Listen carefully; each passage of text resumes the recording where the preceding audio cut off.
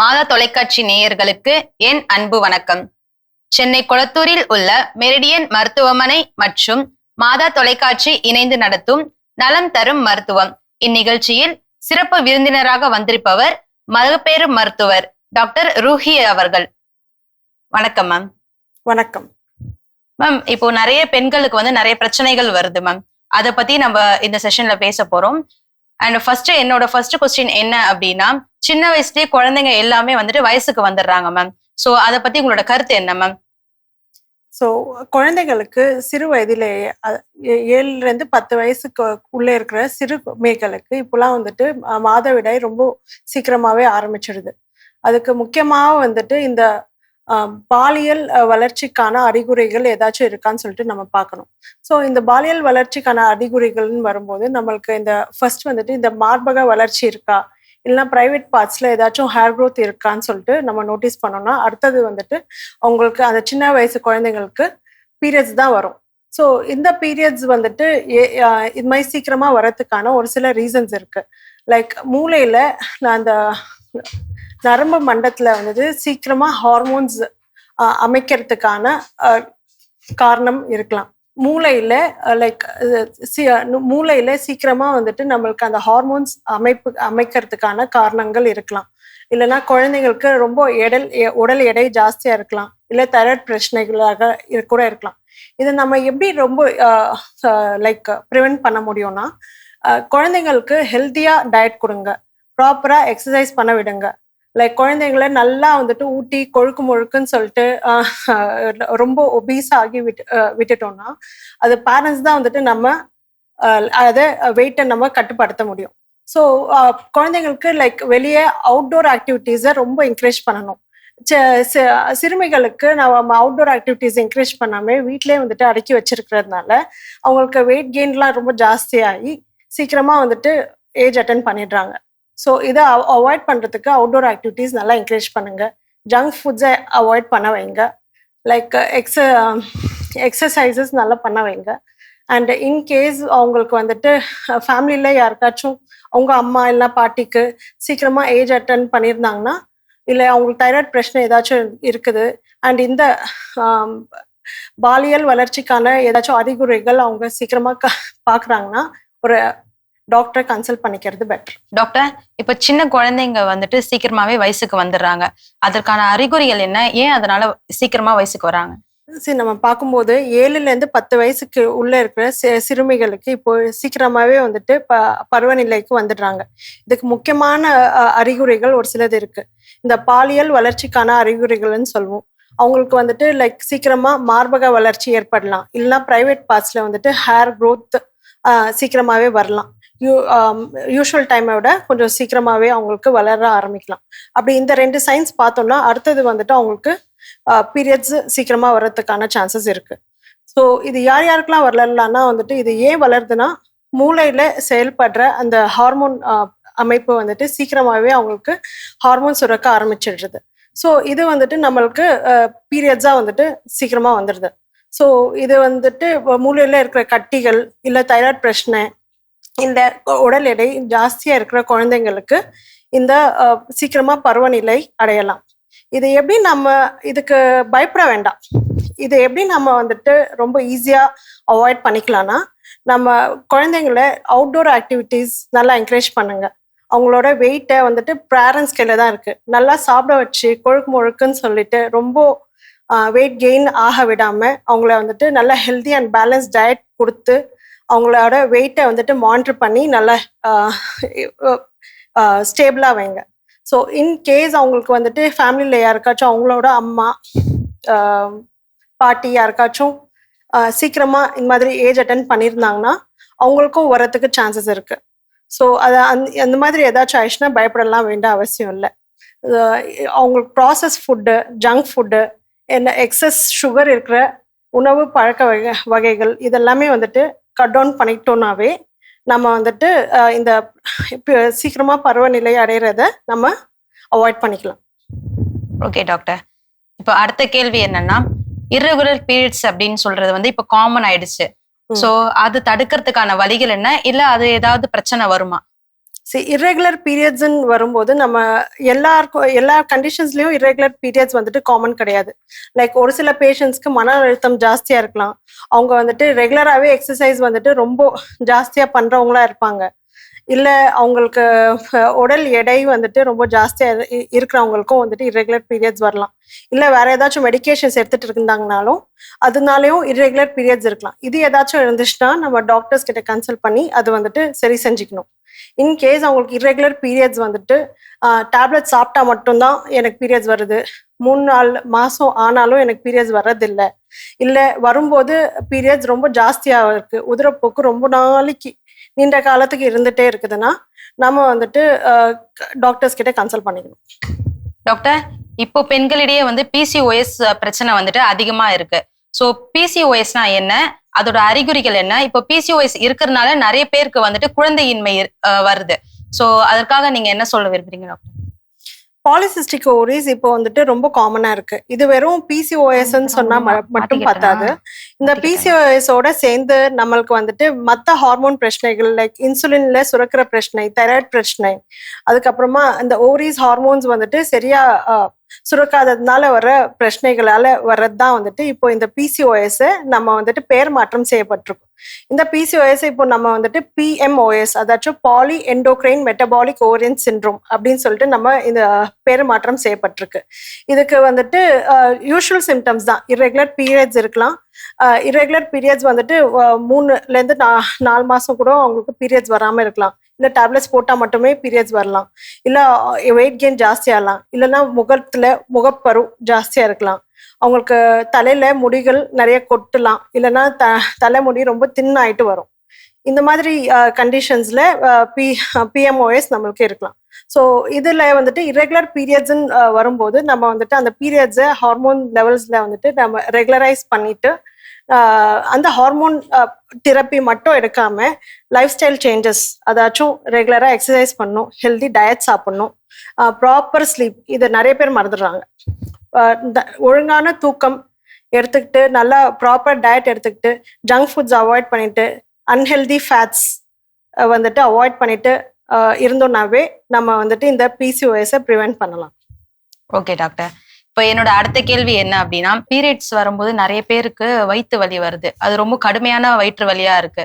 அதுக்கான காரணங்கள் என்ன, எதற்காக அந்த வயிற்று வலி வருது டாக்டர்? இயல்பாவே பீரியட்ஸ் வரும்போது நம்மளுக்கு கர்ப்பப்பை வந்துட்டு அந்த உள்ள சுருக்கிறதுனால நம்மளுக்கு பீரியட்ஸ்ல பெயின் வரலாம். அது நார்மல் தான். இன்கேஸ் ஒரு சில ஃபீமேல்ஸ்க்கு இந்த எண்டோமெட்ரியோசிஸ்ன்னு சொல்லுவோம். எண்டோமெட்ரியோசிஸ்னா இந்த கர்ப்பப்பைக்குள்ள இருக்கிற திசுக்கள் வந்துட்டு வெளியே உருவாகும். அந்த மாதிரி இருந்துச்சுன்னா கண்டிஷன்ஸ்ல ரொம்ப சிவியரா பெயின் இருக்கும் அந்த பேஷண்ட்ஸ்க்கு. இல்லைன்னா ஃபைப்ராய்ட் கட்டி இருக்கு, இல்லை அடினோமயோசிஸ், அதாச்சும் மசில் லேயர் வந்துட்டு ரொம்ப ஜாஸ்தியா வளர்ந்துருக்கலாம். இல்லை பெல்விக்ல தோற்று நோய் ஏதாச்சும் இருக்குது, இல்லை அவங்களுக்கு வேற ஏதாச்சும் இன்ஃபெக்ஷன்ஸ் இருக்குதுன்னா கூட அவங்களுக்கு பீரியட்ஸ் டைம்ல பெயின் ஜாஸ்தியா இருக்கலாம். அப்படி ரொம்ப ஜாஸ்தியா இருக்குன்னா வந்துட்டு அது நார்மல் தான் நினச்சிக்காம நம்ம டாக்டர்ஸை கன்சல்ட் பண்றது நல்லது. ஓகே டாக்டர், இப்போ என்னோட அடுத்த கேள்வி என்ன அப்படின்னு சொன்னா, திருமணத்திற்கு பிறகு நிறைய பேருக்கு வந்துட்டு கர்ப்பம் தாமதம் ஆகுது. அதற்கான காரணங்கள் என்ன டாக்டர்? யூஸ்வலாவே வந்துட்டு கருமுட்டை வளர்ச்சி அது வந்துட்டு ஒரு சிலவங்களுக்கு டிலே ஆகலாம். அது ரொம்ப காமனா இருக்கும் ஆஃப்டர் மேரேஜ். அப்படி இருந்துச்சுன்னா நம்ம வந்துட்டு ஓவுலேஷன் பீரியட் வந்துட்டு அவங்களுக்கு கொஞ்சம் நல்லா எக்ஸ்பிளைன் பண்ணணும். அண்ட் ஒரு சிலவங்க மேரேஜே வந்துட்டு கொஞ்சம் டிலேடாக பண்ணுவாங்க ஆஃப்டர் 35 years. அப்படிலாம் இருக்கும்போது அவங்களுக்கு அந்த டைம்ல வந்துட்டு அந்த ஓரியன் ரிசர்வ்ஸ் எல்லாம் ரொம்ப கம்மியாக இருக்கும். அப்படி கம்மியாக இருக்கும்போது அந்த கருமுட்டை வளர்ச்சி, அதோட குவாலிட்டி, அதோட எண்ணிக்கையெல்லாம் வந்துட்டு கம்மியாயிட்டே போகும்.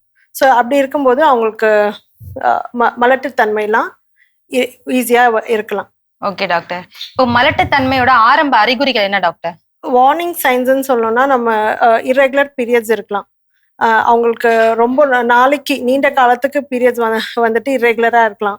இல்லை டேப்லெட்ஸ் போட்டால் மட்டுமே பீரியட்ஸ் வரவங்களுக்கு, இல்லைன்னா ரொம்ப பீரியட்ஸ் டைம்லேயோ இல்லை மற்ற டைம்லேயோ ரொம்ப அடிவயிறு வலி ரொம்ப ஜாஸ்தியாக இருக்கிறவங்களுக்கு இதெல்லாம் வந்துட்டு வார்னிங் சைன்ஸ். அந்த டைமில் வந்துட்டு இருக்குது அவங்களுக்கு பீரியட்ஸ் ரெகுலராக இல்லை வேற எதுக்காச்சும் அவங்க மெடிகேஷன்ஸ் எடுத்துகிட்டு இருக்காங்கன்னா இது ஒரு இன்ஃபர்டிலிட்டிக்கான சைனாக இருக்கலாம். அதுக்கு ஒரு சில ஹார்மோன் டெஸ்ட் எல்லாம் பண்ணி பார்த்துட்டு எல்லாமே ஓகேனா then they can plan for a pregnancy. Doctor இப்போ 35 வயசு மேல கர்ப்பம் தரிக்கிறது சாத்தியமா டாக்டர்? எஸ். எல்லா பேஷண்ட்ஸுமே ஈவன் ஆஃப்டர் 35 இயர்ஸ் அவங்க வந்துட்டு நேச்சுரலாகவே கன்சீவ் ஆகலாம். இன்கேஸ் அவங்களுக்கு வந்துட்டு லைக் ரொம்ப ப்ரெக்னன்சி வந்துட்டு டிலேட் ஆகிட்டே இருக்குன்னா வந்துட்டு ஒரு சில ஹார்மோன் டெஸ்ட் பண்ணி பார்த்துட்டு நம்ம பிளான் பண்ணிக்கலாம் whether she can conceive or not. அது யூஸ்வலாக ஆஃப்டர் 35 இயர்ஸ் அவங்க வந்துட்டு லைக் சீக்கிரமாக மேரேஜ் ஆயிருந்தாலும் அவங்க வந்து 35 இயர்ஸ் வரைக்கும் அவங்க கரியர் டெவலப்மெண்ட்டை பார்த்துட்டு அப்புறமா பிளான் பண்ணுறவங்களும் இருக்காங்க. அப்படி ஆகும்போது என்ன ஆகுது, ஓவரியன் ரிசர்வ்ஸும் வந்துட்டு நம்ம கம்மியாயிட்டே வருது. அதாச்சும் அந்த கருமுட்டையோட எண்ணிக்கை, அதுக்கப்புறமா அதோட குவாலிட்டி எல்லாமே வந்துட்டு கம்மி ஆகிட்டே வர்றதுனால கொஞ்சம் பாசிபிலிட்டிஸ் கம்மி ஆகலாம்.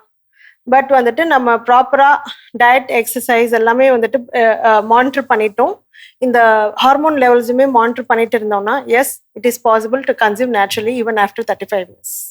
ஆஃப்டர் 35 இயர்ஸ் விமன் வந்துட்டு ப்ரெக்னென்ட் ஆகும்போது அவங்களுக்கு ஒரு சில கன்ஜெனிட்டல் அனாமலிஸ் வரலாம். லைக் டவுன் சிண்ட்ரோம், அது ரொம்ப காமன்.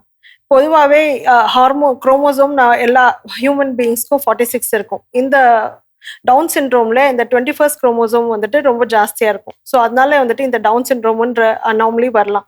இல்லை வேற ஏதாச்சும் அதோட அசோசியேட்டடாக முளை தண்டு வளர்ச்சி கான எஃபெக்ட் ஆகலாம். இல்லைன்னா வந்துட்டு ஹார்ட் பிரச்சனைகள்லாம் ஏற்படலாம். அப்படி ஏதாச்சும் இருக்குதுன்னா நம்ம ப்ராப்பராக வந்துட்டு 3rd மந்த்லேயே வந்துட்டு என்டி ஸ்கேனுன்றதை பார்ப்போம். அந்த என்டி ஸ்கேன் வித் அந்த ஃபர்ஸ்ட் ட்ரைமெஸ்டர் ஸ்க்ரீனிங்கான டெஸ்ட்டு, பிளட் டெஸ்ட் எல்லாமே வந்துட்டு நார்மலாக இருக்கா இல்லை லோ ரிஸ்க் தான் காமிக்குதான்றதை நம்ம செக் பண்ணணும். அடுத்தது 5ஆம் மாதம் அனாமலி ஸ்கேன், இதுவும் நார்மலாக இருக்குன்னா she can continue with the pregnancy normally and have a healthy child even after 35 years. நிறைய பெண்கள் இப்போ 90% ஆஃப் பெண்கள் வந்துட்டு வேலைக்கு போக ஸ்டார்ட் பண்ணிட்டாங்க. நிறைய பேர் ஒர்க் பண்றது வந்து லேப்டாப்ல தான். இப்போ நிறைய லேப்டாப் மொபைல் போன்ஸ் யூஸ் பண்றதுனால மலட்டுத்தன்மை ஏதாவது ஏற்படுமா டாக்டர்? ரீசன்ட் ரிசர்ச் வரைக்கும் வந்துட்டு இதுக்கான எந்த எவிடன்ஸும் கிடையாது. லைக் லேப்டாப் அண்ட் மொபைல் வந்துட்டு இட் வில் டைரக்ட்லி அது இன்ஃபர்டிலிட்டி, அதாவது மலட்டுத்தன்மை காஸ் பண்ணுன்றதுக்கான எந்த ஆதாரமும் இல்லை. பட் லைக் ப்ரொலாங்டாக வந்துட்டு அவங்க லேப்டாப் யூஸ் பண்ணும்போது அவங்க எஸ்பெஷலி மேல்ஸ் அவங்க வந்துட்டு லைக் மடியில் வச்சு அவங்க லேப்டாப் யூஸ் பண்ணும்போது அந்த டெஸ்டிஸ்க்கு ஸ்பெர்முக்கு குவாலிட்டிலாம் வந்துட்டு எஃபெக்ட் ஆகுன்றது ஒரு சில ஸ்டடிஸ் சொல்லுது. அண்ட் பாக்கெட்டில் மொபைல் ஃபோன் போட்டு வச்சிருக்கிறது இதெல்லாமே வந்துட்டு ரேடியேஷனால ஸ்பெர்ம் குவாலிட்டி அண்ட் ஸ்பெர்மோட எண்ணிக்கை இதெல்லாம் வந்துட்டு பாதிக்கிறதுக்கான சான்சஸ் இருக்குது. ஸோ நம்ம அண்ட் இன்னொன்று அவாய்ட் ஸ்க்ரீன் டைம். ஈவினிங்க்கு அப்புறமா ரொம்ப ஜாஸ்தியாக வந்துட்டு மொபைல் ஃபோன் யூஸ் பண்ணுறது தவிர்த்துக்கிறது பெட்டராக இருக்கும். அதனால என்ன ஆகும், இல்லை அதுக்கு அந்த மொபைல் ஃபோன்லேருந்து ப்ளூ லைட் ரொம்ப எமிட் ஆகும். அந்த ப்ளூ லைட் வந்துட்டு நம்மளுக்கு மெலட்டோனின்ற ஹார்மோன் வந்துட்டு அது சுரக்கிறது கொஞ்சம் பாதிப்பு ஏற்படும். இதனால தூக்கம் வந்துட்டு டிஸ்டர்ப்ட் ஆகும். தூக்கம் இன்மை இல்லாமல் ப்ரொலாங்டாக வந்துட்டு அப்படியே அந்த மொபைல் ஃபோன் பார்த்துட்டு அதை என்ஜாய் பண்ணிட்டு நம்ம டிஸ்டர்ப் ஆகிட்டே இருந்துச்சுன்னா நம்ம ஸ்லீப்பு, இதனால நம்மளோட ரீப்ரொடக்டிவ் ஹார்மோன்ஸ் அதாச்சும் முட்டை வளர்ச்சிக்கான ஹார்மோன்ஸும் வந்துட்டு பாதிக்கிறதுக்கான சான்சஸ் இருக்குது. ஸோ அதை அவாய்ட் பண்ணுறதுக்கு ஈவினிங்க்கு மேலே நம்ம ஸ்க்ரீன் டைம் பெட்டராக அவாய்ட் பண்ணுறது நல்லது. டாக்டர், இப்போ கருச்சிதைவு அப்படின்னு சொல்லிட்டு இப்போ நிறைய பேருக்கு அது ஏற்படுது, அதற்கான காரணங்கள் என்ன டாக்டர்? இப்போ விமென்க்கு மோர் தேன் 35 இயர்ஸ்க்கு அப்புறமா அவங்க ப்ரெக்னென்ட் ஆயிருந்தாங்கன்னா அவங்களோட ஓவரி குவாலிட்டி ரொம்ப கம்மியாக இருக்கு. இல்லைன்னா மென் கூட எடுத்துக்கலாம். Like women are not only the person to be blamed. அவங்க மென்ஸ்ல வந்துட்டு ஸ்பெர்மோட குவாலிட்டி சரியா இல்லை அவங்களோட குவாலிட்டி சரியா இல்லாத டைம்ல கூட வந்துட்டு இந்த மாதிரி பெண்களுக்கு அபார்ஷன்ஸ் ஏற்படலாம். இதை வந்துட்டு லைக் உடல் எடை ஜாஸ்தியாக இருக்கிறவங்க இல்லைன்னா தைராய்டு பிரச்சனை ஏதாச்சும் இருக்குதுன்னா வந்துட்டு நம்ம முன்னாடியே வந்துட்டு தெரிஞ்சுக்கிட்டு அதுக்கேற்ற மாதிரி வந்துட்டு நம்ம ப்ரிவென்டிவ் மெஷர்ஸ் எடுத்துக்கிட்டோம்னா இந்த அபார்ஷன்ஸ் வந்துட்டு ஸ்பான்டேனியஸாக ஆகாமல் இருக்கிறது நம்ம அவாய்ட் பண்ணிக்கலாம். ஓகே டாக்டர், இப்போ பிரெக்னன்சிக்கு முன்னாடி வந்துட்டு டாக்டரை பார்க்கறது அவசியமா டாக்டர்? யா, இப்போ நீங்க பிஃபோர் பிளானிங் அ பேபி நீங்க மென்டலி வந்துட்டு ப்ரிப்பேர் பண்ணணும். ஈவன் உங்க mental health and physical health ரெண்டுமே ரொம்ப இம்பார்ட்டன்ட். அவங்களுக்கு வந்துட்டு சுகர் இருக்கா, பிபி இருக்கா, தைராய்டு இருக்கா, இல்லை வேற எதுக்காச்சும் ரொம்ப நாள் மருந்து மாத்திரை சாப்பிட்றாங்களான்னு சொல்லிட்டு முதல்ல பார்க்கணும். தைராய்டு, பிபி, சுகர் ஏதாச்சும் இருந்துச்சுன்னா அதுக்கான டேப்லெட்ஸ் எடுக்கணும். அண்ட் இன்கேஸ் அவங்க ஒரு சில சுகர் டேப்லெட்ஸ் அண்ட் பிபிக்கான டேப்லெட்ஸ் எல்லாம் அவங்க எடுத்துட்டு இருக்காங்கன்னா அது ப்ரெக்னன்சியில் சேஃபாக கண்டினியூ பண்ணுறதுக்கு அப்படின்னு சொல்லிட்டு பார்க்கணும். அண்ட் ஃபோலிக் ஆசிட் டேப்லெட்ஸ் வந்துட்டு அவங்க எடுக்க ஆரம்பிக்கணும். அண்ட் அவங்களுக்கு உடல் எடை ரொம்ப ஜாஸ்தியாக இருக்குன்னா அதை குறைச்சிக்கணும். மரபணு சம்மந்தப்பட்ட பிரச்சனை, அதாச்சும் ஜெனட்டிக் காசஸ்ன்னு சொல்லுவோம். அவங்க ஃபேமிலியில் யாருக்காச்சும் ஜெனட்டிக் ரிலேட்டடாக வந்துட்டு ஏதாச்சும் சிண்ட்ரோம்ஸ் இருக்கா, டவுன் சிண்ட்ரோம் இருக்கா, இல்லை ஃபேமிலியில் வேற யாருக்காச்சும் மென்டல் டிசார்டர்ஸ் இருக்கா அப்படிலாம் சொல்லி செக் பண்ணணும். இன்கேஸ் அப்படி ஏதாச்சும் இருக்குன்னா இவங்களுக்கும் வந்துட்டு ஒரு ஜெனட்டிக் டெஸ்ட் எடுத்துக்கிட்டு பார்த்துக்கிறது பெட்டர். ஓகே டாக்டர், நான் கேட்ட கேள்விகளுக்கு எல்லாமே வந்துட்டு அழகா பதில் சொன்னீங்க. இன்னும் உங்ககிட்ட நிறைய கேள்விகள் இருக்கு. நம்ம மீண்டும் அடுத்த வாரம் சந்திப்போம் டாக்டர். நன்றி. தேங்க்யூ. ஓகே நேயர்களே, உங்களிடமிருந்து விடை பெறுவது ரஷிதா.